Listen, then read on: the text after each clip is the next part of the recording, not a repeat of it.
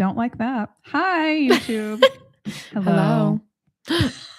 Oh no.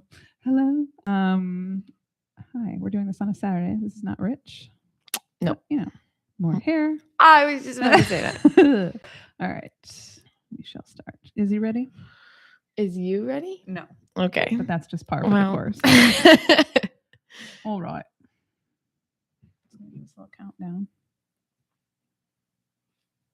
Hello, everybody. How are you today? Nobody answers because it's a podcast. Crickets. And that's a one-way communication conversation. A Dalmatian plantation. Yikes. I am here today with not Rich, as you can tell by the other female voice on the microphone, but it is Rich's daughter, Emma. Hello, Emma. Hello. Rich is on the road again, so he's not here this week. So the sad thing about that is that there will probably be zero 90s banter. That's true. Because as Emma likes to remind me now and then, she was born the year I graduated high school. Very true. So 2006. Sorry about you didn't need to say that out loud. But here we are. I think you're quite young, actually. Oh, thank you. I don't feel it. I feel like the old woman from the Titanic. It's been 84 years. How are you today, Emma? I'm good. Besides watching all of the animals in Berrien County. That's true. I'm dog sitting a lot. Happy Memorial Day weekend. Everyone knows it's not Memorial Day until you have to dog sit. Right. Well, that's good. But other than that, you're good. Yeah. Okay. I'm wearing sorry. Assault. I'm wearing a grandma shirt that I got I was going to tell you, I really like that. Thank you. I got it from a garage sale yesterday. And I really like the collar. I looked at it and I said, is this too grandma-y? Or, okay, that's what I said too. The limit does not exist. That's what I thought. Yeah. I'm a little sad because this is you can't see it if you're listening, but if you're watching the video, I'm wearing one of my favorite sweatshirts today. Mm-hmm. I'm a little sad because I love a crew neck, babe. Yeah. I love a crew neck. Me too. But this one is getting like real thin and it's got some holes in the back. And I'm like, it's going to have to go one of these days. But it adds to the character, I think. Or like it's like homeless chic a little bit. Yep. Anyway, yes, we have to fill time because we're talking about Deuteronomy.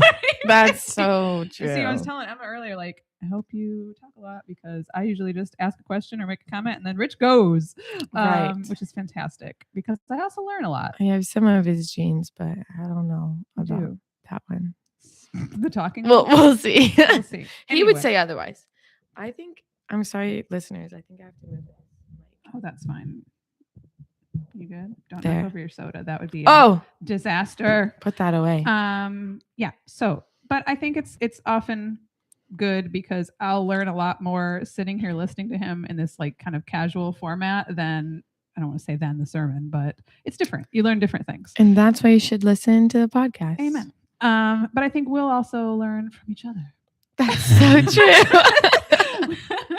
So let's get into it. I'm going to start. I don't have Rich's notes, which I probably should have gotten ahead of time, but oops. It's all good. So like I said, we were in Deuteronomy 15 this last week. And one thing I will say, and I tell this to Rich on the podcast often, I don't know that many people are like super excited when they hear, we're doing Deuteronomy / any Old Testament book because they're like, how does this affect me today? And so that's another reason I like fleshing these things out, especially on the podcast, because it becomes very clear that, this applies to me a lot today. Yep. So this was one of those things where it's like, it's about canceling debts and you're like, why? But yeah, I hope as we get through today, we can kind of dig a little deeper into that why, because it might not be the exact same application as the Israelites have had to go through here, but definitely appropriate for us today. So I'm going to read, I don't even remember what verse it went to. Right there. That was easy. Yep. Thanks, Bible. Okay, so Deuteronomy 15, I'll read it first. At the end of every 7 years, you must cancel debts. This is how it is to be done. Every creditor shall cancel any loan they have made to a fellow Israelite. They shall not require payment from anyone among their own people, because the Lord's time for canceling debts has been proclaimed.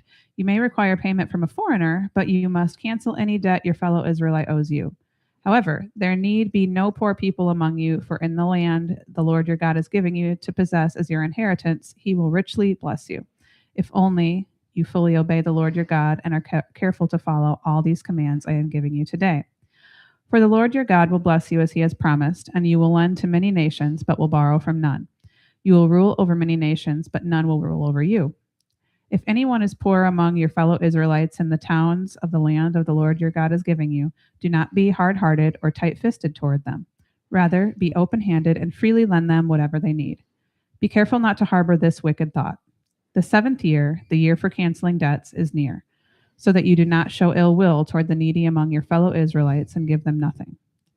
They may appeal to the Lord against you, and you will be found guilty of sin. Give generously to them and do so without a grudging heart, then. Because of this, the Lord your God will bless you in all your work and everything you put your hand to. There will always be poor people in the land. Therefore, I command you to be open-handed toward your fellow Israelites who are poor and needy in your land. Thoughts? My first I was going to say, thought, what's your initial thought? first thought, and it is not a productive one. My dad spoke at my graduation and was trying to say richly bless. I thought that exact same thing. Yeah. Leslie riched you. He said maybe blessedly rich. Yeah. And I mean, I get riched by him every day. Every time he says a little, you've been riched. Yeah, right. And that's just like every time I hear richly blessed, I think that you're saying it wrong because in my head I just hear blessedly rich. That same thing. I thought that exact It's same so thing. funny. That's not productive. It's no, it's not. It's not. He just became like the like a meme of meme. the Yeah. century. Yeah. That's funny. Anyway. Not productive. Thanks No, for nothing. no. Anyway, but I did have some talking points. Go for it. So I'm gonna bring those up. And the first one that I want to talk about is kind of going back to how this affects us today. Mm-hmm. I take this whole thing as looking at gratitude as a form of motivation. Yeah. Yes, these were laws, but they're kind of just rooted in grace. And it's the gratitude for what we've been given that gives us the motivation to give to others, if that makes sense. Right. So that's definitely applicable today because I think we tend to be a people who are very tight-fisted and hard-hearted. Yeah. And the idea of we've been given much, so we're going to use that as our motivation to give much to others is easier said than done. Right. Like we were talking just before this, it's so very easy to be selfish, especially in a society where everything is kind of like instant gratification. Yeah, and money is such like it's a drive of everything, which is really interesting. Money and power. Yeah, when power quotes. I sound like such a nerd. Spent a lot of time studying like Greek and Roman gods and constantly making fun of their like need for money and power. Mm-hmm. And then you're like, oh, never mind. Like everyone else is doing that too. Like it's not just them. So it's so funny. I was having this conversation with somebody the other day. Like it's been going on since the beginning of time. These people just do whatever it takes to be in a position of power. They don't care who they kill. They don't care who they have to step on. They don't care. And it's, happening today. You see these leaders who are just wiping out whoever. I'm like, man, what's the point though? Because you're going to die. Right. Why are you doing so much? Like, why? Yeah.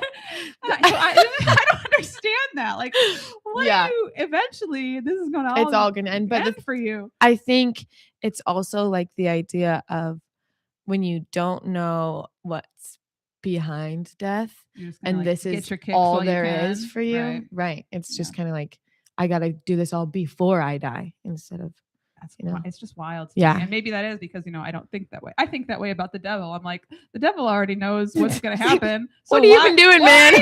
But I think it is. He's just going to like get his kicks while he can. Yeah. And stupid. Right. Stupid. But anyway, so it's also, I feel like a mirror of, for the Christ follower, let's not talk about the others, for a mirror for God's grace given to us, not just financially, obviously. Right. So taking that idea, and there are some days I'm like, oh, my life is horrible and everything is against me and I'm poor. Right. But I'm not any of those things and my life is fine.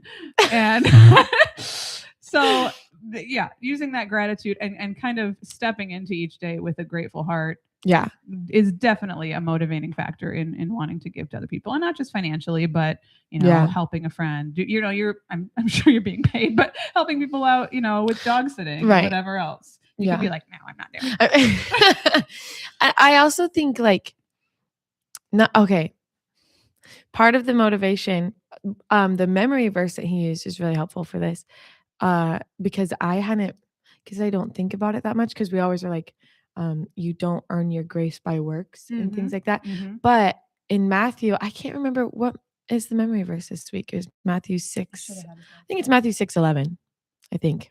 But it says, forgive us our debts as we forgive our debtors. And it's like, at first I was like, that's weird, because it kind of is telling God to be like us. And then you go down a little bit and it says, if you forgive your debtors, you will be forgiven of your debtors. God will not forgive you. And that it didn't matter what I do, God was going to forgive me. You know what I feel like? Yeah. But you shouldn't have that mindset. Right. That's the point. Yeah. So it's like motivators, like gratitude, but then also we're told that God will forgive us the way that we forgive others. Right. So it's sort of like the golden rule, but right. And that's another thing I had, is kind of generosity versus self-preservation sort of thing. Right. And I think I wrote down here, I don't usually have notes, but I'm trying to be professional today. God warned the Israelites not to harden their hearts or withhold loans just because of the year the debt cancellation was coming. So we as believers are called to give freely and ungrudgingly, be trusting that God will bless our generosity. Yeah. So yeah, that's kind of like what you were saying. I don't always want. I think of the. Now I'm going to forget what verse it is. The story of the slave owner who let the slave, forgive their debt, and then the slave didn't forgive a debt. And she's like, "What's wrong with you?" So we do the same thing. Yeah. or if I am gonna, kind of let somebody off the hook, I'm not always thrilled about it. Not just financially, but just in any kind of forgiving sort of way. Right. It's not like our nature, which is I feel like I have thought of that self-preservation a lot this week, because I think it rattled me a little bit, because it kind of I think I've gotten so caught up in the idea of like our works do nothing, that I sometimes do forget that but they do matter. It completely matters, and we're blessed in the way that we bless others and glorify God, and like the faithful and the righteous will be blessed. It becomes a heart issue. That's all. Right. That's like, if you just wanted to sit there all day and literally do nothing for anybody, technically, I guess that's okay, but not. Right. that's not what's controlling your salvation, obviously. But if you really want to think about it, if you're truly saved and living for God, then you should want to go out and do these things.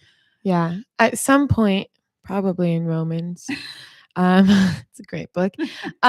Paul talks about how I'm not saved by my works, but also, and not these words, this is not a direct quote, but also I'm not saved if my works aren't reflecting Christ. Correct. Right. So it's like, that isn't what's saving me, because I couldn't do it. Right.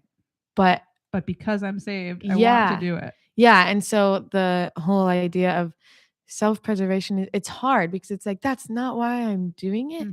But also God is so good to the righteous, so I will be blessed for these good works, but it really should just be an overflow of the commitment and love for the Lord. And I think it's easy to fall into another trap there. This might be a little going off course, but who cares?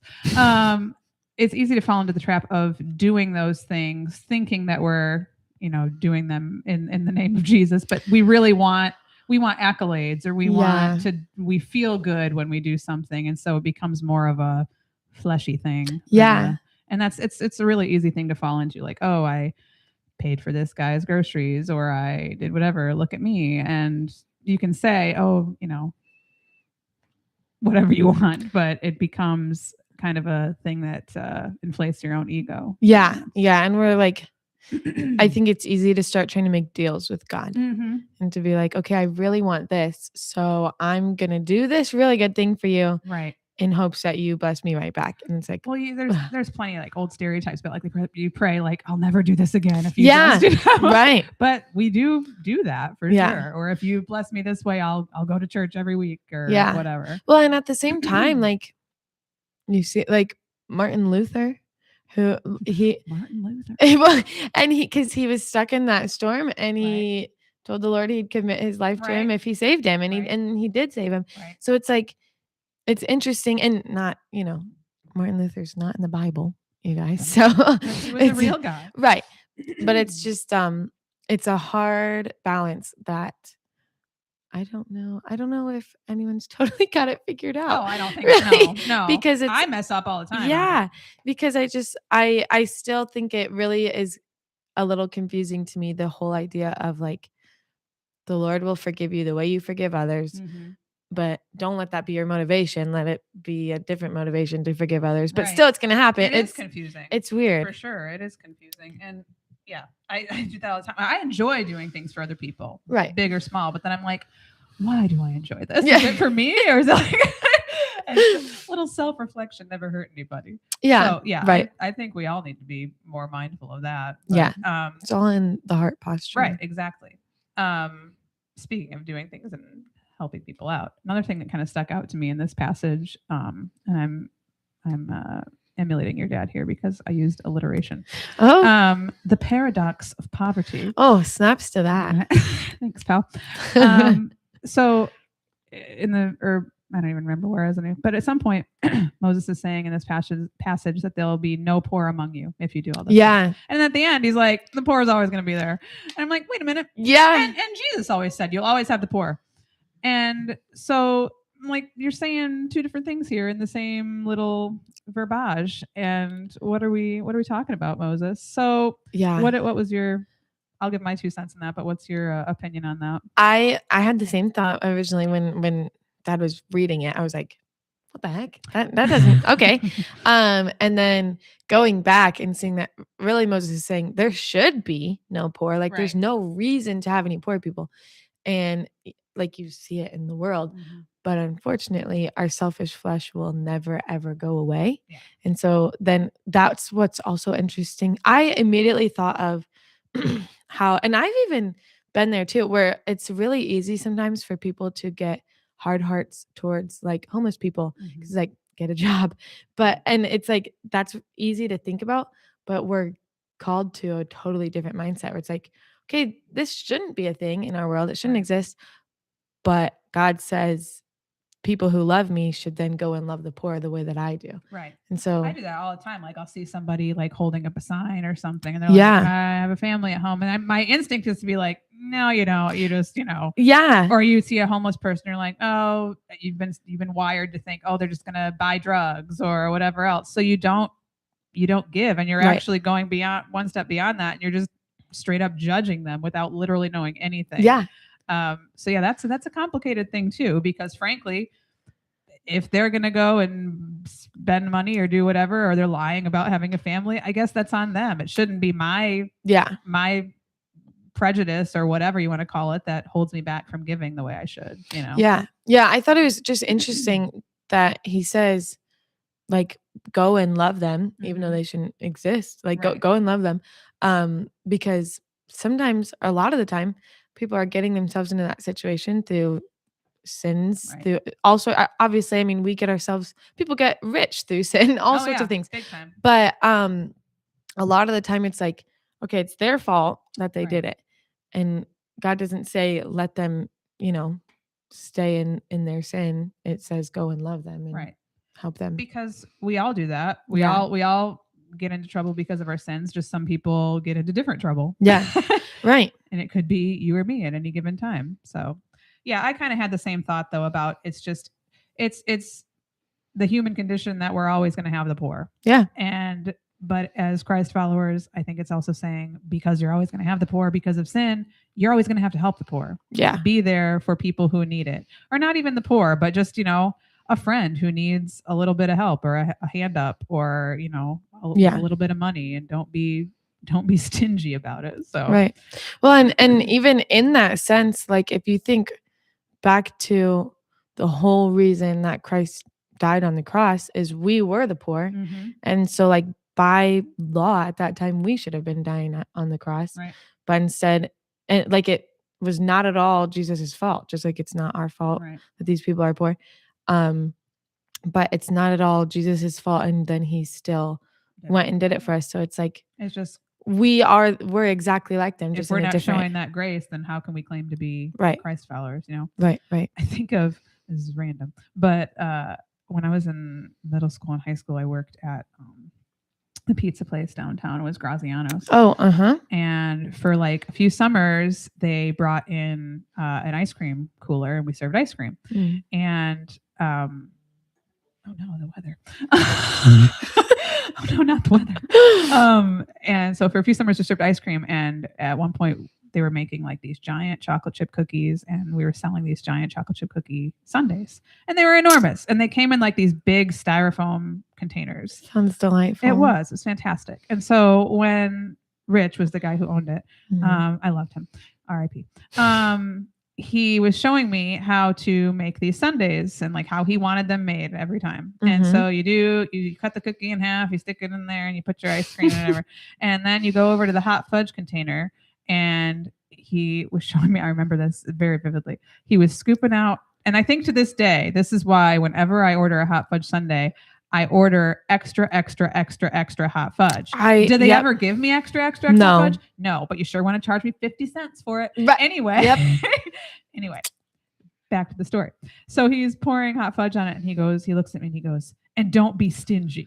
And I was like, so, but I think of that today, like weirdly a lot whenever I'm like giving funny. Or like trying to help somebody out or donating to something, I think, don't be stingy. Yeah. But that's true, whether it's ice cream or money or whatever. Yeah. And I think, again, going back to this, society where we are used to having things right away, but now also wanting what we think is ours. And, I worked for this, I deserve this. We have such a selfish mentality. And maybe some things are true. I worked really hard for this, I'm going to hold on to it. Or I deserve this because I'm blah, blah, blah. Right. Those things can maybe be true. I don't know.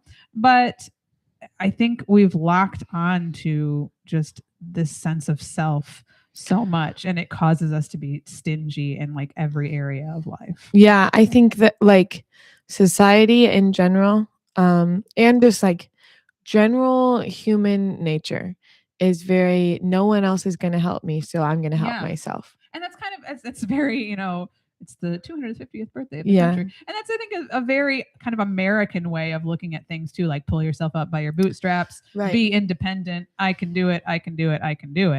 And there's nothing wrong with that per se, but it's also not always true. Yeah, right. And the thing is, unfortunately, sometimes like okay, there's this person in my life that I look up to very much. She's a big role model, but she once said to me, you got to help yourself because nobody else will. And or I think it was, you got to love yourself because nobody else will, or something like that. And unfortunately, like in my brain, I was like, well, that's just awful. And I was like, but then I thought about this person's life, and I was like, it's so true. For if she's truly, that's been their experience. Yeah. I was like, yeah, okay, that lines up. I totally know why she got there, looking at her life. But then when you think about the fact that we do have the Lord, and it's like, okay, so I can't just be thinking about all myself, because I do have somebody taking care of me. Right. Like I don't have to take care of myself. And that's like so relieving, I think, because we wouldn't do a good job of it. No. And we see that a lot with the Israelites all the time. Right. They don't do a good job of it. No.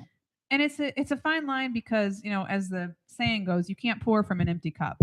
So you do have to take care of yourself in some regard, or you can't, or you can't give to other. You won't have the mental, physical, emotional, financial capacity to do that. So there is a balance that you have to find. You have to be able to maintain some kind of overall wellness of yourself.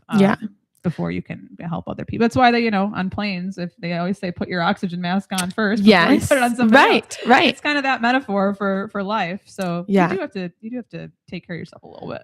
But yeah, I get what you're saying. That's a sad way of looking at things.